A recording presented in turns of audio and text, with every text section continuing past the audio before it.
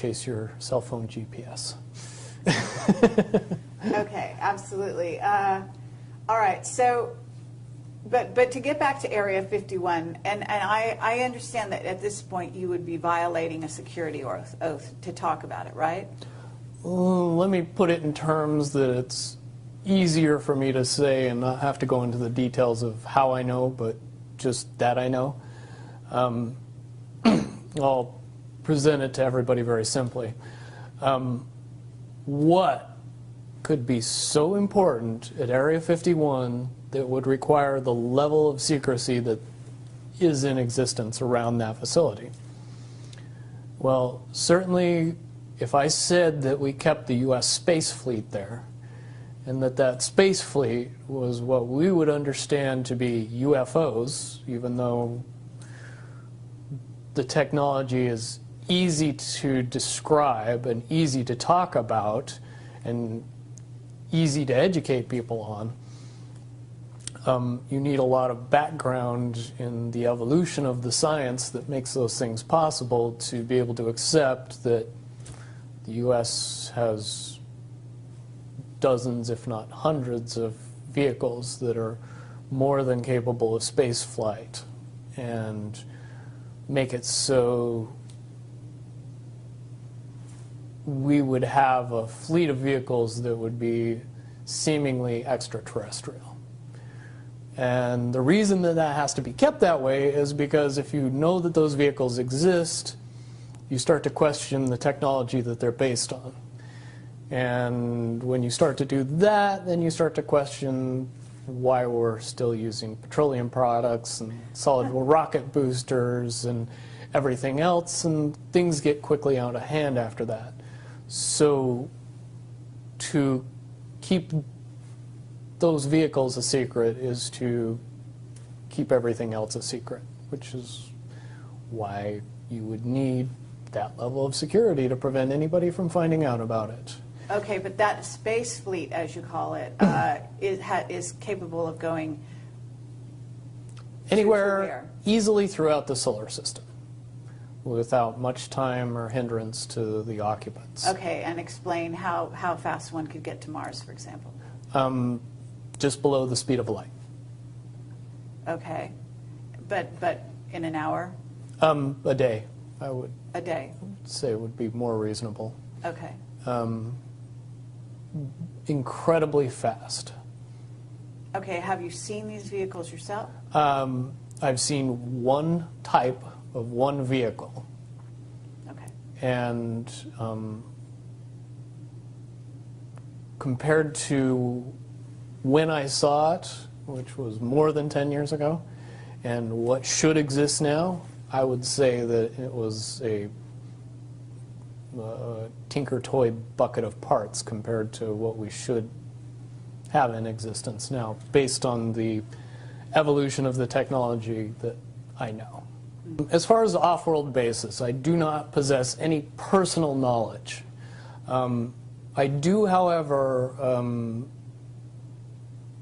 believe in and have seen information that would suggest that anybody with a decent telescope could take a look at both the surface of the moon and the surface of Mars and see some things that look very terrestrial. Sure. And things that didn't exist 20, 30 years ago.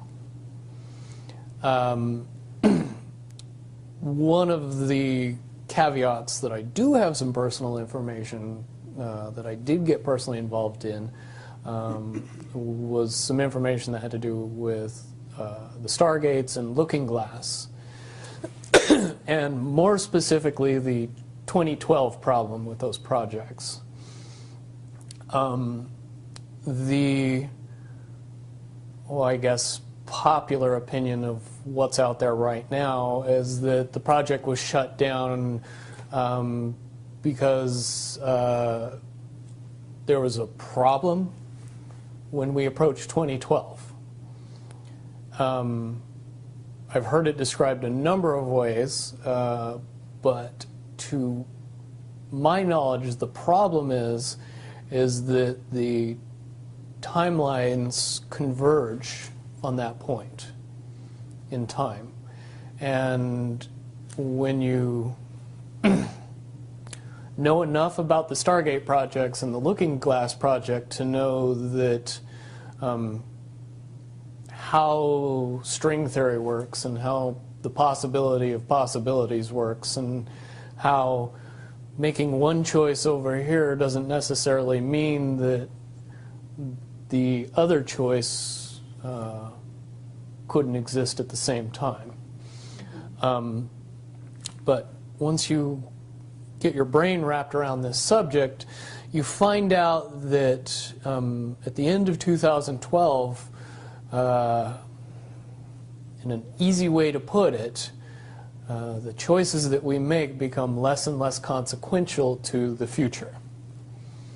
And eventually we're pushed into this bottleneck of time, no matter which choice we make. And that's important to the people that had access to Looking Glass because they would use Looking Glass knowing the choices that they would make and the future would pop up. The big mistake was coming up with the possibility of future. And when we started using a computer to say, well, if we make this choice, it's 79% possible that this scenario happens, and 23% are possible, or whatever, you know, I'm using round numbers, that this scenario would happen.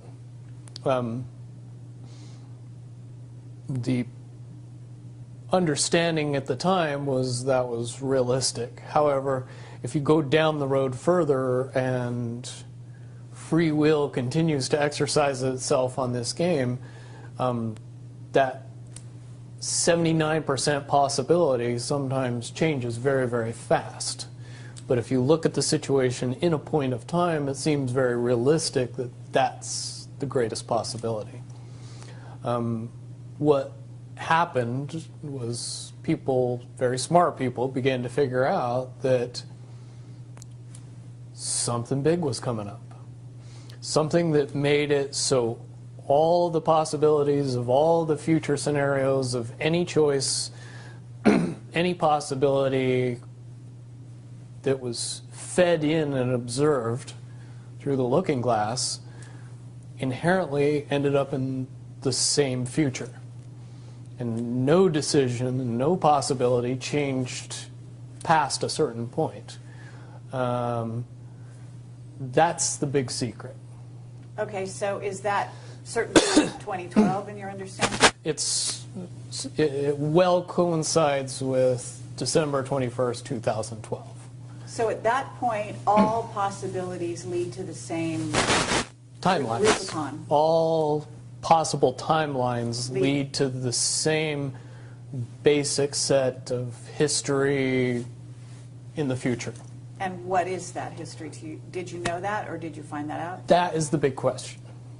That is the big secret. That is what sends everybody that has all of the information, that knows everything, into a blind panic. The people that know everything about Looking Glass, that have gotten all the reports and all the information, the elites of the world, probably figured out that that was the end of the game, and nothing could be manipulated beyond that point. So do you think that's held true? In other words, well, I have about 60 questions, but do you think that's true or holding true, that nothing could be manipulated, that they haven't found a way to manipulate, that that's still the case? I mean, this is knowledge that you would have gained back when? Back when I was in the military, it would have been before '97 when I got in trouble. And it was things that one of my particular areas that I was amazingly intuitive about is problem solving / mission planning or more specifically, taking a bad mission and fixing it, getting everybody through and out of it. Troubleshooting an optimum future. Exactly. Certainly knowing how string theory and possible futures works makes it so you can work your mind very quickly to see the reality of what's happening and decide what decisions need to be made to change it for a particular outcome. Okay, but at a certain point you said that even the powers that be, so to speak, realized that having even abilities such as yourself, you're talking about, which they, in theory, had even using a computer or looking glass. Right, they had to use a computer to do it. Right, so in essence, but at a certain point, it's still an end game. It's still, they cannot go beyond a certain point. At a certain point, after they're done hearing the computer tell them, this is what's going to happen, over and over and over and over again, all they become focused on is, how do we fix it? Why? What is this that's going to happen? The you know that? inevitable contraction of the timelines. But what does that mean for this reality? Do you know that? I don't know that. What I do know is that I was called in and asked to solve this problem, this timeline contraction problem. And I eventually did my due diligence and did all the investigating and basically only had one piece of information, and that was reinforcement. The computer's right. The timelines will contract down to some inevitable thing that you guys won't tell me about, so I can't help you.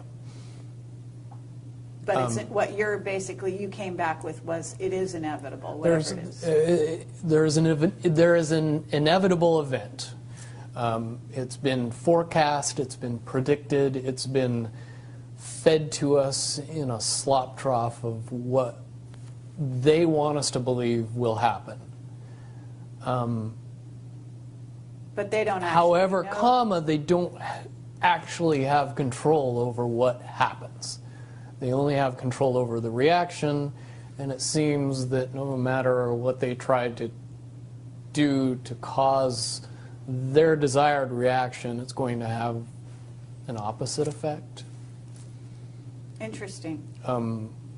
Now, it's much, much easier for me to explain today what that process is as opposed to back then. But if I had to give it a name, I would say it's the awakening process. It's an evolution of consciousness that cannot, will not, and no matter what decisions or possibilities are injected into the equation, eventually it all resolves down to us all learning the truth and becoming aware of this massive dam of lies that has been built that keep us from knowing massive volume of information that we should otherwise possess. Okay, well that's very, very monumental to be told that from a person in your perspective, who's had your background and your exposure. Is it your understanding that the notion that looking glass has been, that there are various looking glasses around the globe supposedly, that according to Dan Burish were shut down. Is it your understanding they're actually not shut down? I believe that they're shut down because they are all saying the same thing, and they're completely useless at this point. Is what you're saying. Right. It's like the Wicked Witch, looking into the magic mirror and always getting the same answer. Well, if you were always getting the exact opposite of the answer that you wanted, you'd stop talking to the mirror. And that's essentially what happened with Looking Glass, is no longer not only did they not want people to use it anymore because they knew it was just going to burp out the same thing, but at the same time they didn't want anybody else to know what it was saying, I'm sure. Because that they would lose control. Because that information was of a monumental concern when I was in the military about how to prevent this inevitability. Now, at first I thought it was end of the world. Now I see end of the world as end of their world. Well said. Okay. But are you aware, do you know the difference between Looking Glass and the Yellow Cube? Yes. Okay. And are you aware of what happened to the Yellow Cube and how it was used and so on? I believe that the Yellow Cube still exists. I can't say for certain if it's on this planet, but I would say that it's definitely protected from use at this point. Okay, well that coincides with the testimony we got. Can you also verify that leaders of... But let me say one thing about the Yellow Book and its differences with Looking Glass. The Yellow Cube or the Yellow Book would give you your possible future. Yes. So it took basically the choices that you would inherently make along a timeline and tell you what that timeline would be, given that you made all the choices that your brain would make. Well, this is exactly what I was just going to ask you. What we were told is that leaders of governments and so on, people in high places, politically, would use this to try to see their most optimum future and then follow those. So they were using it to enhance their wealth, et cetera, Yeah. in a very egotistical way. And that was part of the problem with it. And that supposedly one of the specific things we were told had to do with Hillary. Are you aware of any of that? You mean the 2012 prediction for her? Well, will you tell me what you know? I don't have any first-hand knowledge of this. This is all back alley information. But one of the last predictions that was put out by the Yellow Cube was that, for all intents and purposes, and this is just my level of understanding, is that Hillary Clinton would be president in 2012. And when the Yellow Cube is involved, it leads me to question what I know about Looking Glass and string theory along with that.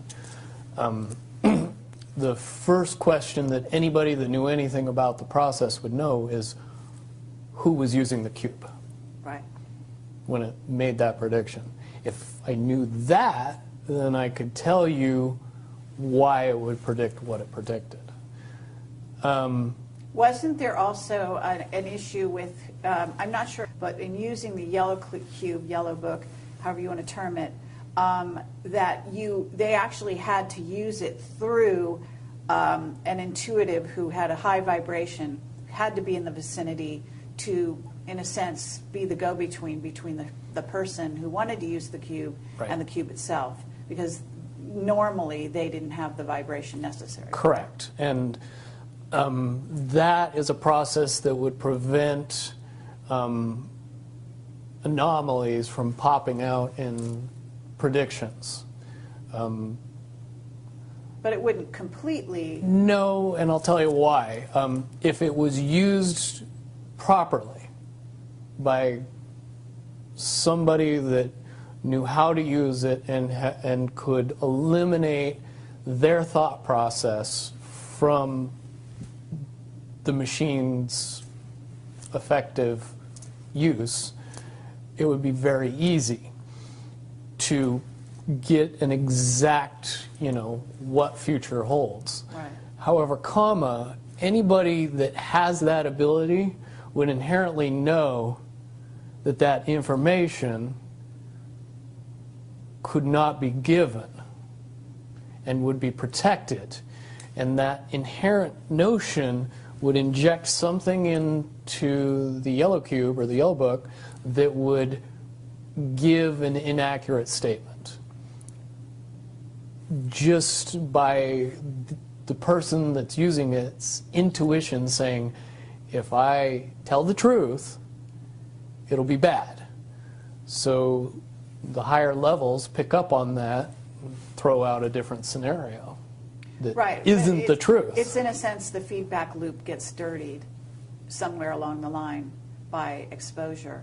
And that's why those pieces of technology should have never been used by humanity in its current level of understanding. Because for all intents and purposes, the technology doesn't work right when we use it. Right, I totally get that. Okay, so to get back to Looking Glass and the possible futures that they do converge, and the notion of, is there anything else that you can tell us, that you would want to tell us about that and the rest of the laundry list of sort of information that you had direct exposure to, either for yourself or through someone that you had vetted? The biggest cherry on top of all this conversation would be a synopsis to say that if I could convince everybody out there that for all intents and purposes, what we believe to be true eventually becomes true. If somebody convinces us that a major disaster is going to happen in the very near future, a major disaster happens in the very near future. If we don't buy into that fear and accept that there's really nothing that we know is going to happen, and accept of whatever happens, that makes the convergence of the timelines happen as naturally as possible. Any attempts to try to go away from this one inevitable conclusion, which I again see as a new beginning, an end of this reality, the beginning of something that we can't even possibly understand based on the level of our beliefs currently. But when all that information comes flooding out, there's going to be no denying what's true and what's a lie or what's illusion.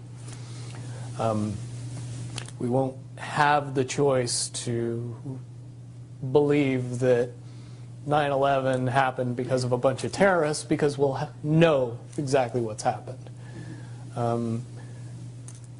Basically what we're experiencing right now is two master chess players sitting at the board. And one of them looks down at the board and sees that he's in checkmate in 7 moves. And he looks across at his opponent and he knows that his opponent sees it too. So there's no getting out of it. So at this point, the loser can only prolong the game. The game, both players know the game is over. It's only a matter of time before he does this, and then you're forced to do this, and then he's forced to do this, and eventually checkmate. We, as a race, if we could understand that the game is over, that based on the rules of the game, the bad guys have already lost, the good guys have already won. Yes, there's moves left on the table, but those moves are being forced by the player that is going to win. The only way that checkmate can't happen is if the player that's winning makes a mistake. But from all of the information that I've gathered, all of the information that's been given, all of the information that's been vetted to me, it seems pretty obvious that the good guy player on the side of the chessboard knows exactly what has to be done to win the game. And so at this point, any mistake would be all but impossible.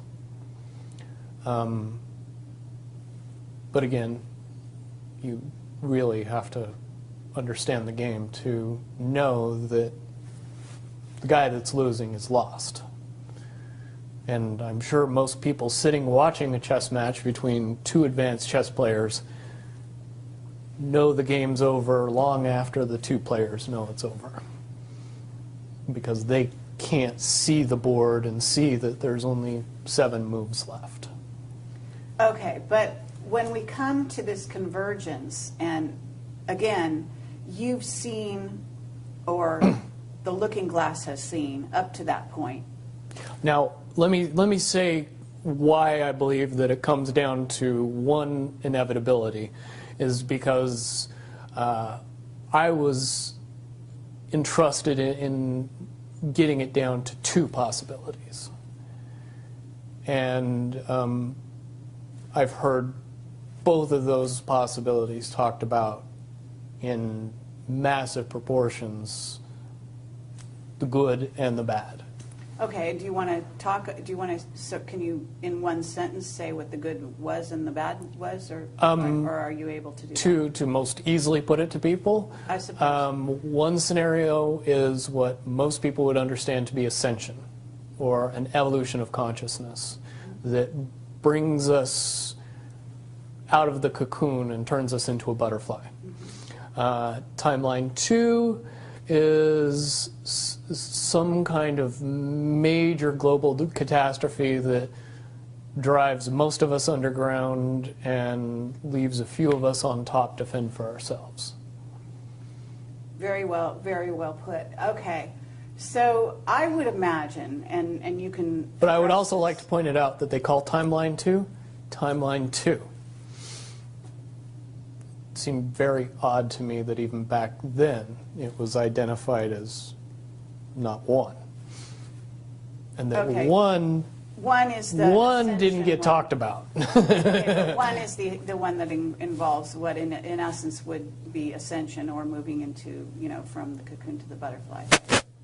Okay, but I believe, based on what you're telling me, that they would have used a lot of people like you that had a proclivity for being able to see the future, to be what is a sort of an advanced psychic remote viewer, whatever you want to call that, and looking glass, to posit these potential futures, to go up to that point and to view it, and that you're just one of many.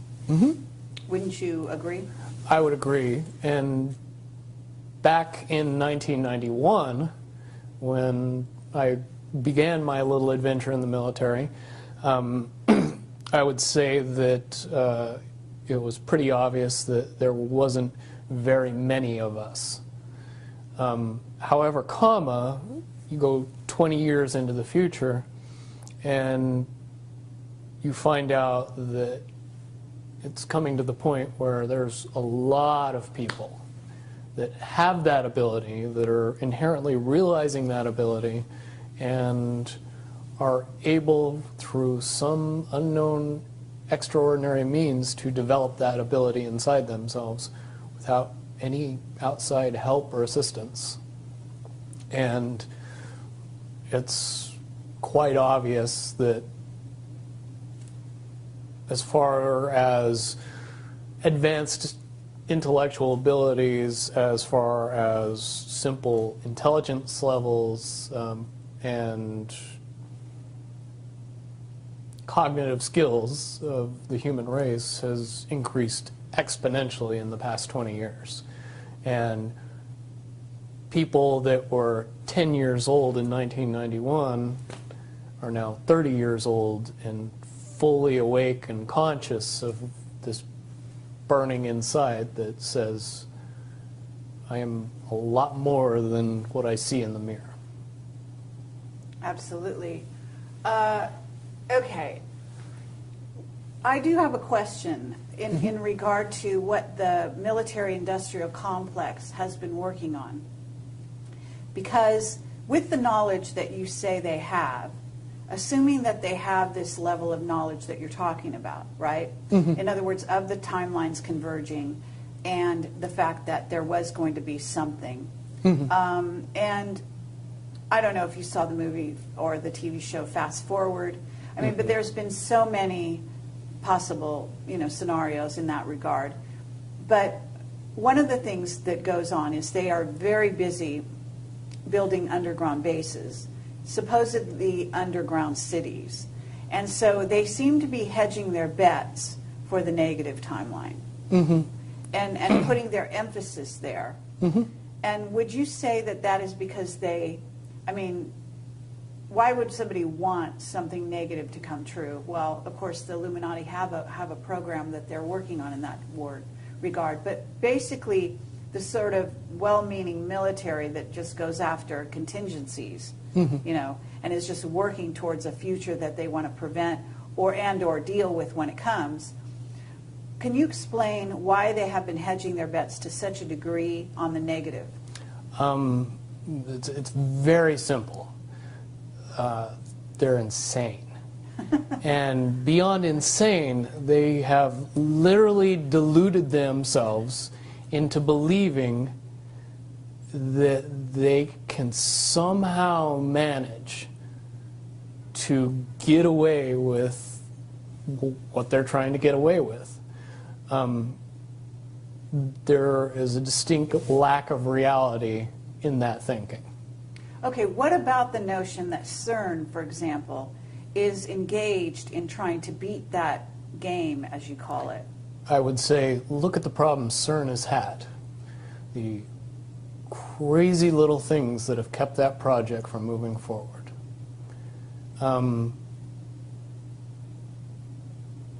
Certainly they have never even come close to getting that project to the level that they want it to be to do what they really want to do with it. Okay, well, what about the notion that that's the party line, that they haven't been able to do so? But if you really think about it, that's what they would prefer people believe, so that they don't think that there's a threat. But when you listen to the interviews of the scientists that are working on the project, even they say that it seems like somebody or something from the future won't let them get that project done. And the craziest little things have caused massive damage to that project. And when you get the foremost thinker in string theory saying, yeah, I don't think we're going to do it because I don't think fate wants us to do it, that says something about a scientist. Okay, so, well, thank you very much. I think that at this point we're going to have to close this down unless there's any other things that you think that we haven't covered or that we could possibly touch on that you want out there. No, I don't think we'd get any further tonight. Certainly from what I know, the questions will come out, and be more than happy to do a live feed after that and answer any questions that anybody comes up with from this interview. Wonderful. All right. Well, thank you very much, Bill Wood, for your service to humanity. Well, hopefully I can get everybody else working towards that goal as well. Absolutely. Well, apparently, regardless of which way they work, the convergence will happen. Yeah, there's a certain element of pain that we can reduce by just not accepting that we don't have choices in the matter. And sitting back and waiting for the aliens to fix everything isn't going to help. Absolutely. If we are inevitably coming to a rise in consciousness, we should start trying to elevate our consciousness as fast as humanly possible, and make that transition a lot easier when it comes.